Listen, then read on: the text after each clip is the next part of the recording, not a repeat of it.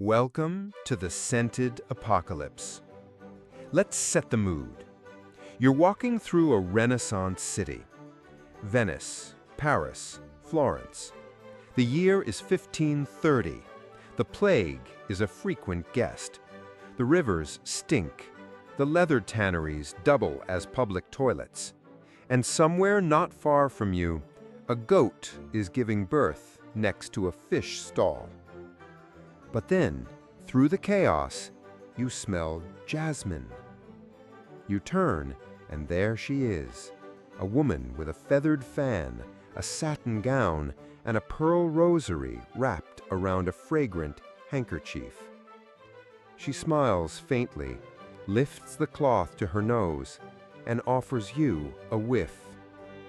It smells like cloves and something sharp. That, dear listener, is not perfume. It's survival. Perfume wasn't for attraction. Let's get one myth out of the way. In the Renaissance, perfume wasn't about seduction. It wasn't even about beauty. Perfume was a weapon. People believed disease traveled through bad air, miasma. Odors carried sickness. Foul smells were death itself. So a sweet smell, that was power. That was armor. That was your body shouting, "I'm clean, I'm protected, I'm not next."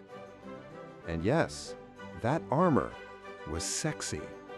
Because what could be more attractive than someone who might not die next week? The air was trying to kill you. Renaissance cities stank. There were no sewage systems, no trash pickup, and no concept of fresh air. Animal waste, human waste, open slaughterhouses, spoiled produce, rotting fabric, stagnant canals, all just part of the daily bouquet. People walked over chamber pot spills. Market squares reeked. Rich and poor alike shared the same thick, sticky air. You didn't plug your nose. You adapted.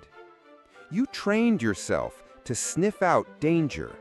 And if someone smelled too ripe, you stepped away. They were a health risk. Fragrance equals status. Perfume was expensive. So were herbs, scented oils, and dried flowers. Only the wealthy could afford to cover their stench with something floral or spicy. A musky scent of ambergris or clove said, "I am rich enough to mask what you can't." Smelling good meant you had servants to clean your linens. You didn't labor outdoors. You ate refined food.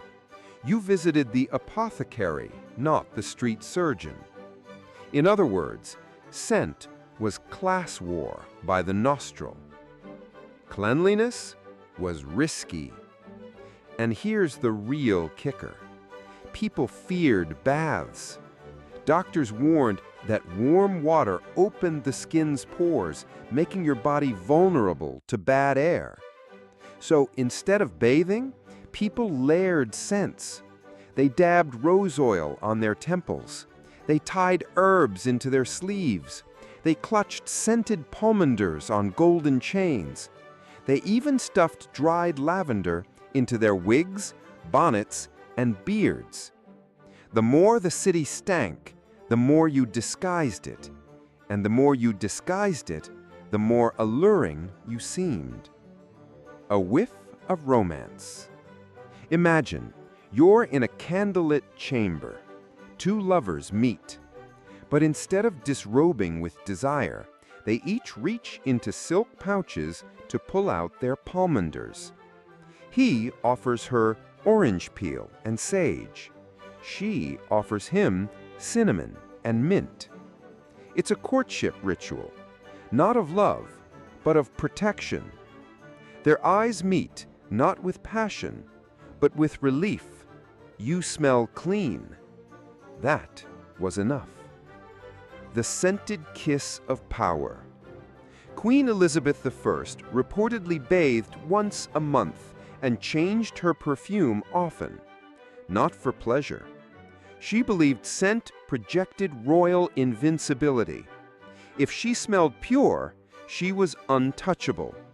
If she masked illness with rosewater, no one could accuse her of weakness.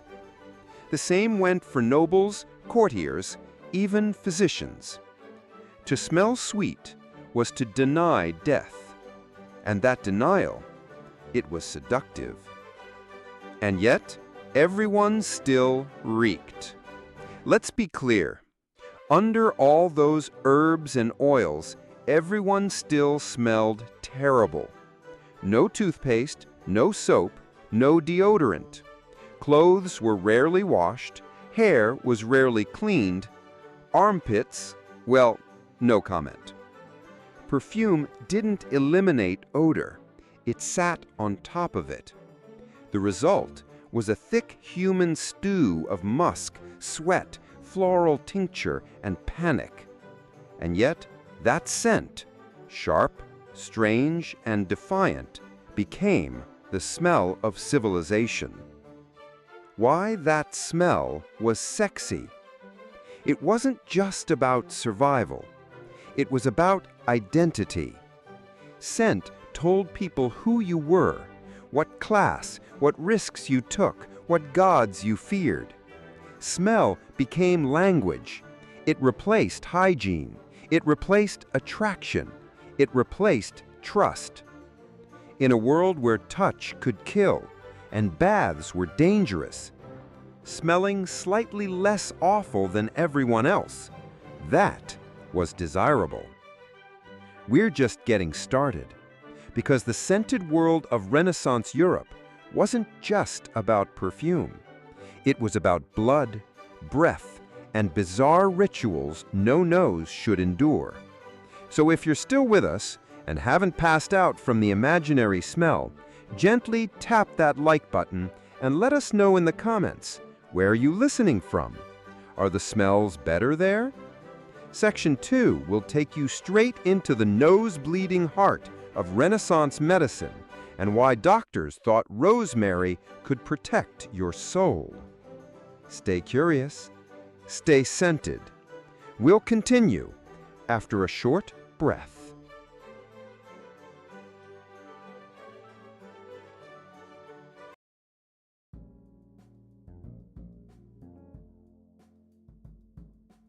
If you lived in Renaissance Europe and heard the word plague, you wouldn't grab a mask, you'd grab a pomander. A hollow orb about the size of a walnut, made of silver, bronze, or carved wood. It opened like a locket, and inside was salvation, or at least that's what you hoped. Dried rose petals, smashed cloves, orange peel, sage, sometimes camphor, and occasionally dried animal matter soaked in vinegar. You tied it to your belt or hung it from your neck or clutched it in your hand as you passed a sick beggar on the street because you believed the smell could purify the air. The theory of miasma. At the core of it all was one big theory: miasma, bad air, poisoned with rot and sin. People believed miasma crept through open windows, down alleyways, across fields.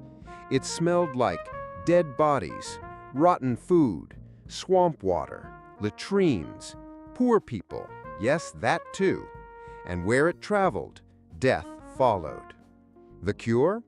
Overpower the stink, which meant overpowering death. A pomander a day keeps the surgeon away. The richer your scent, the stronger your protection. So people carried pomanders everywhere. Some were simple cloth balls soaked in vinegar and herbs. Others were ornate, golden spheres with moving segments, each holding a different scent. Royalty had custom-crafted ones, engraved with prayers. Courtiers wore them on long chains, swinging gently as they walked. Doctors tucked them into their sleeves. Priests pressed them to their noses during last rites. Perfume wasn't a luxury, it was a spiritual tool. Plague time equals fragrance time. Every time a new wave of plague hit, the cities changed their smell. Church bells rang, bodies piled up, and the fragrance market exploded. Vinegar washed the streets. People burned rosemary in their doorways. Citizens waved incense in alleyways. Herb sellers made fortunes overnight. In Venice, authorities ordered homes to be filled with the scent of camphor.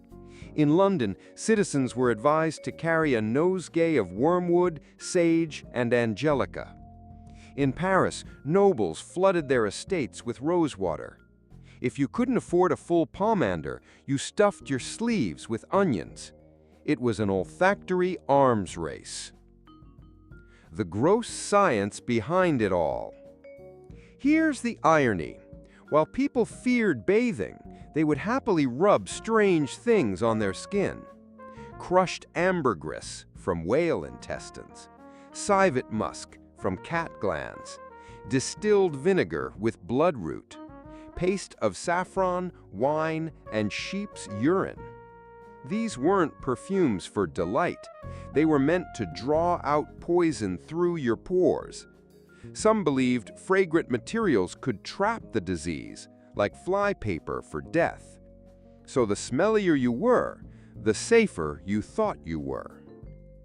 Doctors and their scented tools. Even the most respected physicians swore by these ideas. They prescribed clove-stuffed oranges, baths in rose vinegar, daily burning of rosemary and juniper, holding basil under the tongue. One guide from 1582 reads, "If the air doth stink, thou must perfume thy house with rue and bay leaves, else death will surely visit." Doctors carried pomanders in gloves. Some wore rings that held tiny scent chambers, and of course, plague masks. Yes, those beaked masks weren't just creepy costumes. They were stuffed with perfume. Inside the beak, lavender, myrrh, mint, and dried rose petals. So every breath the doctor took would pass through a bouquet. Death was in the air, but the doctor smelled a garden. Perfume and power. Let's talk court life. In French salons and Italian villas, noblewomen held perfumed fans over their faces. Dukes paid servants to wave scented cloths before them as they walked. Some hosted fragrance feasts where tables were scattered with rose petals, burning herbs, and orange blossom water. To be scented was to be superior. The poor stank of labor, the elite stank of luxury, and everyone tried to climb the olfactory ladder. What smelled good was still weird. Let's not romanticize it. Some popular scents included goat fat infused with bay leaves, spoiled wine boiled with cinnamon, oil of crushed ants, yes, really, dried wolf intestines with juniper. To modern noses, it all smelled like a nightmare, but to them, it smelled like hope. And yet, none of it worked. People still died. Plague still spread. The miasma theory was wrong. But belief has a powerful scent. It lingered for centuries. And so, the obsession grew. From pomanders to powdered wigs, from perfume-sprayed gloves to rosewater mouthwash, Europe kept chasing that smell of safety. Until one day, we forgot what we were hiding from.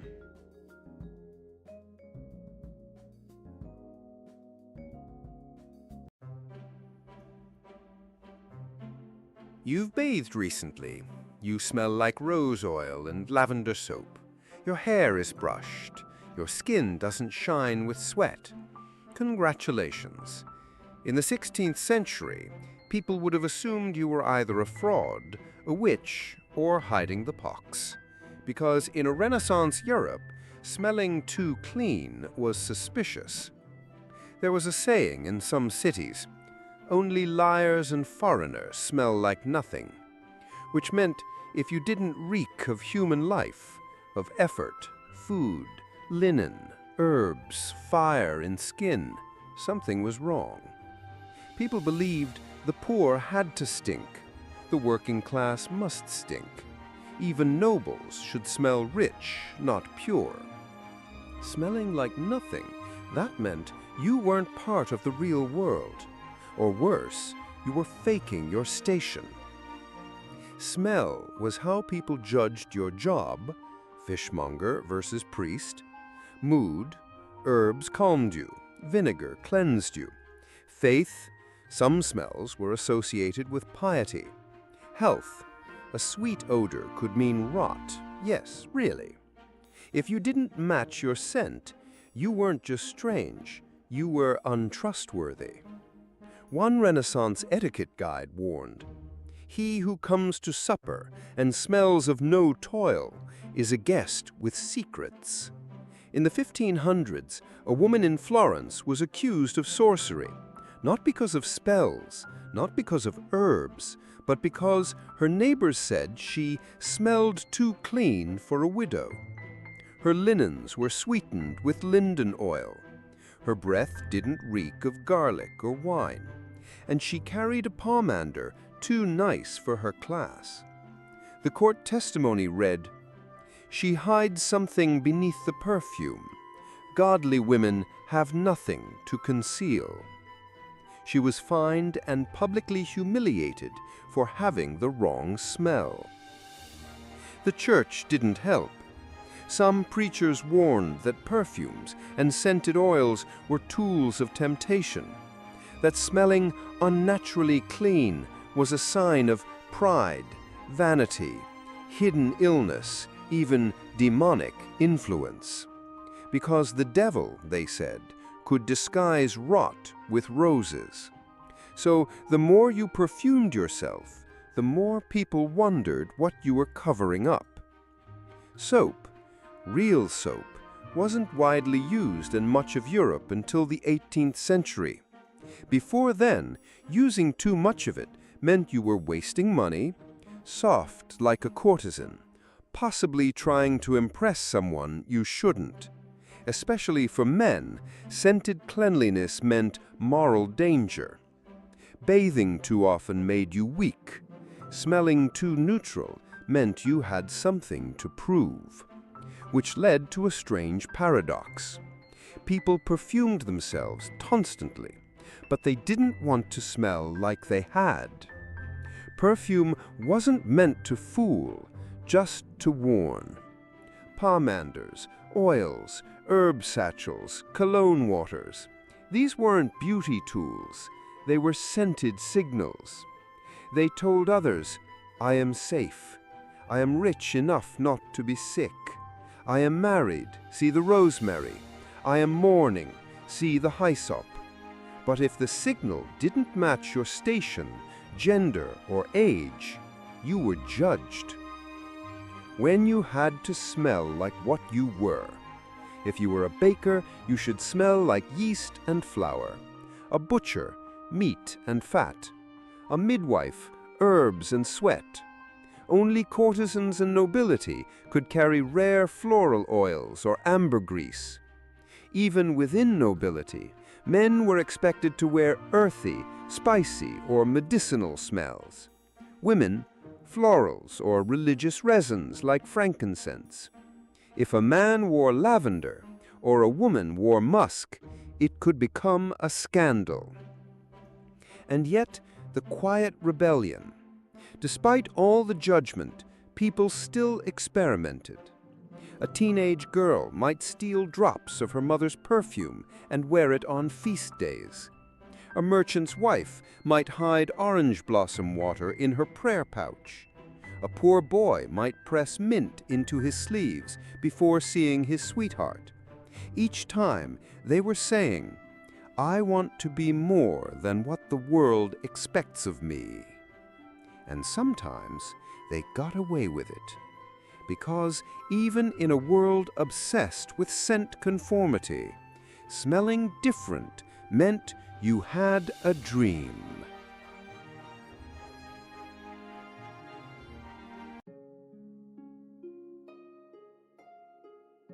Let's get one thing out of the way.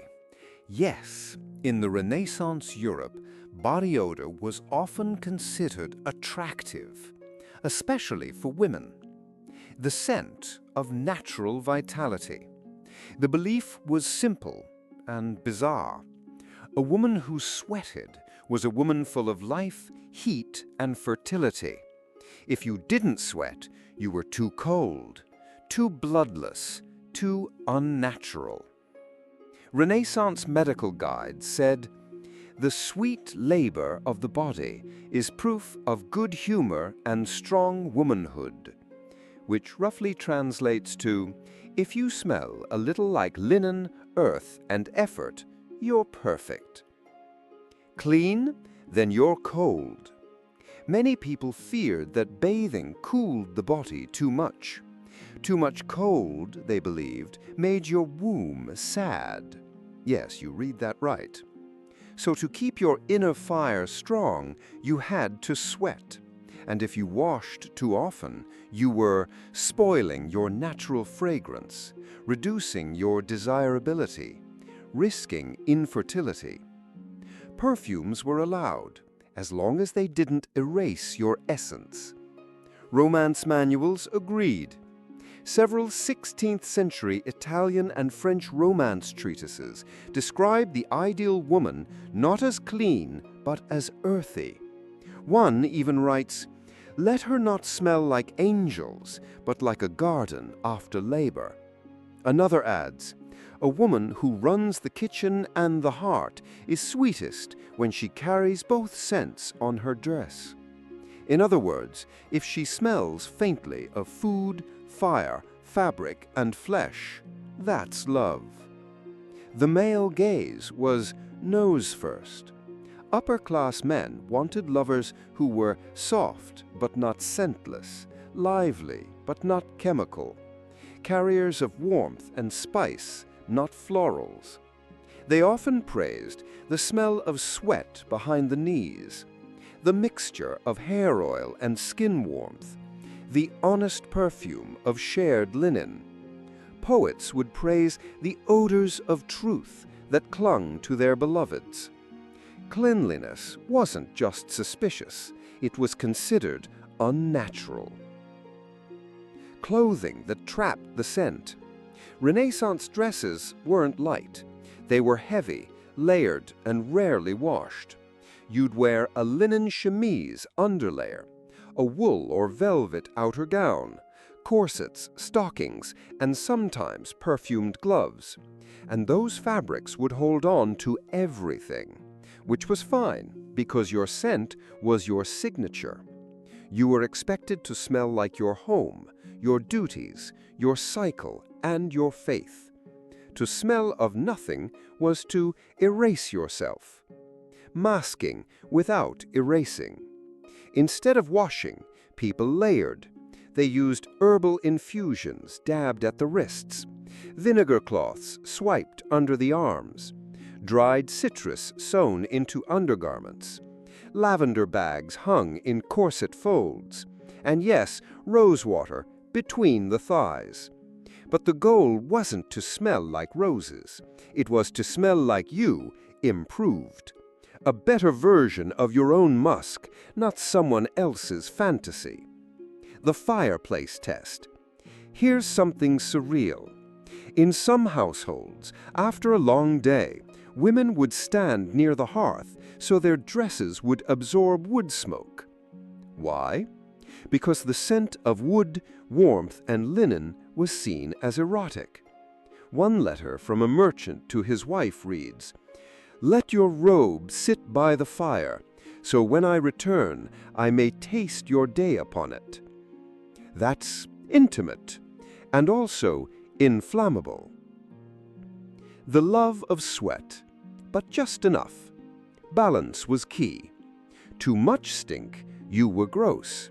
Too much perfume, you were hiding.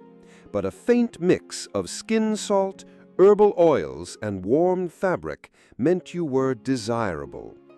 In Florence it was said, "One drop of almond oil, one of effort, and none of fear." The quiet shame of smelling too good. Ironically, some women went to great lengths not to smell too clean. They'd rub down with linen instead of bathing. Let one layer of clothing go unwashed for weeks. Avoid lemon water on holy days. Use ashes instead of soap, just for appearances. It wasn't about laziness, it was about not betraying expectations. To smell too polished was to risk being called fake, vain, or lustful. What they called sexy, we'd call a laundry emergency. Today, we chase fresh florals and soft detergent scents. Back then, the sexiest scent was warm linen, a trace of smoke, a hint of herbs, a touch of real, breathing life. Because that scent said, "I am part of this world, not above it, not below it, just real."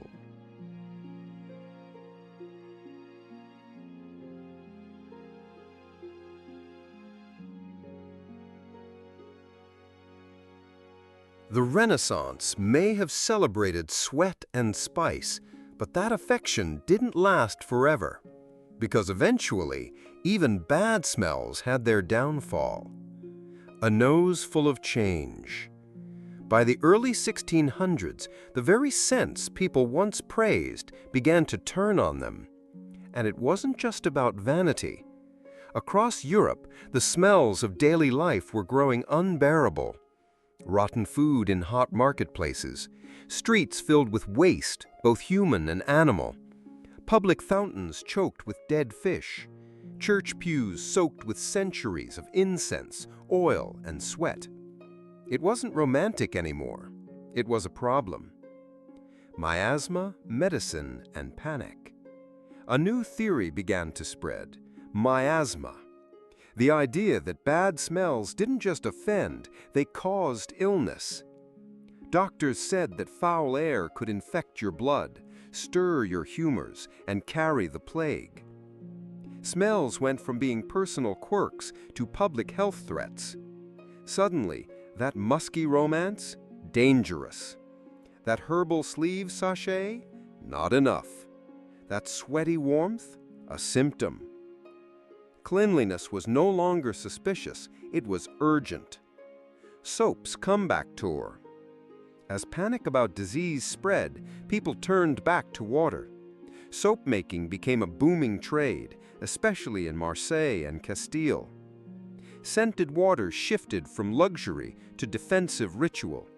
And in pamphlets across Europe, doctors begged people to wash hands with lye, bathe children monthly, burn their clothes if they smelled wrong. The age of the sweaty seductress was fading. Now the sexy woman was the one who smelled like lemon peel and medical vinegar. Perfume gets defensive. Perfume didn't disappear, it adapted. People began wearing plague posies, tightly packed herb bundles tied to the wrist or worn around the neck. They weren't to smell good, they were to fight death. Pomanders were filled with cloves, cinnamon, camphor, and occasionally ambergris from whales. Some even added powdered viper's flesh or crushed insects. Because the worse things smelled outside, the more desperately people perfumed themselves inside. The rise of personal scent. By the late 17th century, cleanliness became class. Nobles built scented water fountains. Ladies imported powders from Venice. Men wore scented gloves embroidered with citrus zest. Your scent said, "I am not a peasant. I am not diseased. I can afford distance from decay." People even began bathing again, not daily, but often enough to wash off the shame of sweat. But smell still divided the classes. For the poor, soap was expensive, baths were public, and water was often tainted. So while nobles soaked in rosewater, peasants still wore layers of vinegar-soaked linen and herb bundles in their shoes. If you couldn't smell like wealth, you masked your smell with survival. It wasn't fashion, it was defense. From courtship to criticism. Writers followed suit. Poetry shifted tone. No more praising the musk of your brow, the honest stench of your sleeve, the warm folds of wood smoke and womanhood. Instead, lovers wrote, "She passed like spring, no smell clung to her, as pale and fresh as the dew." Smelling like a human? Now that was out of style. The perfumed court of Versailles.